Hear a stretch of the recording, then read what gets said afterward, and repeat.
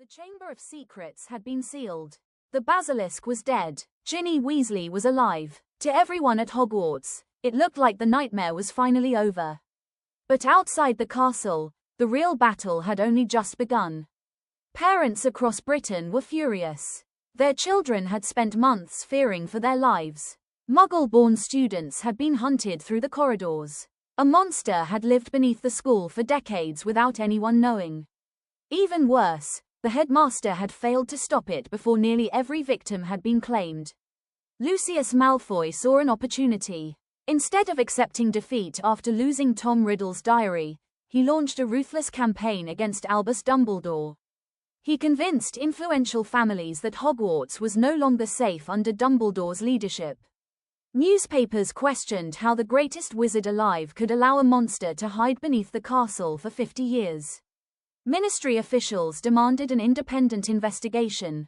The results were devastating. The investigation concluded that Dumbledore had ignored multiple warnings, underestimated the danger, and failed to guarantee the safety of hundreds of students.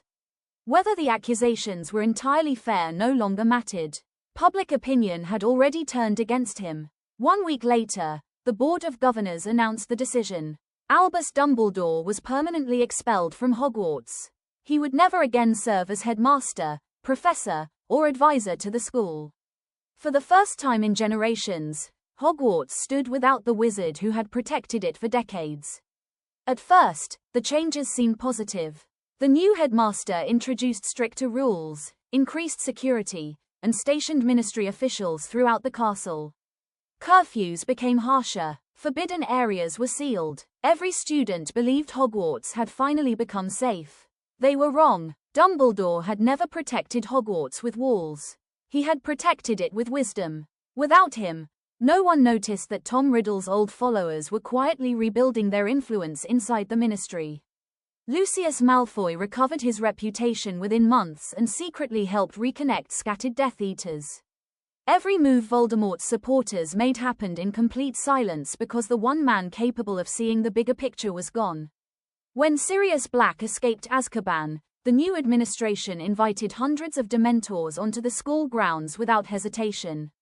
Students lived in constant fear. Several suffered permanent psychological trauma after repeated encounters with the creatures. Hogwarts had become more secure than ever, yet somehow it had never felt more dangerous. Then came the Triwizard Tournament. Without Dumbledore's sharp instincts, no one questioned Alastor Moody's strange behavior.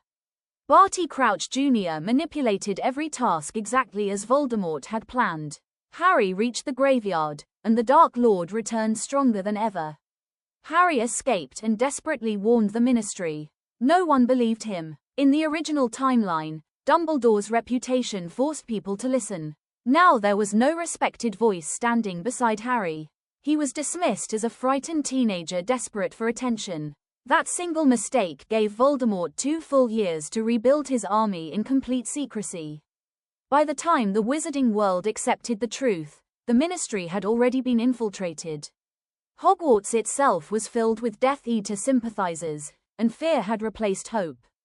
Harry, Ron, and Hermione eventually uncovered the truth about Voldemort's Horcruxes, but without Dumbledore's years of research, every discovery cost lives.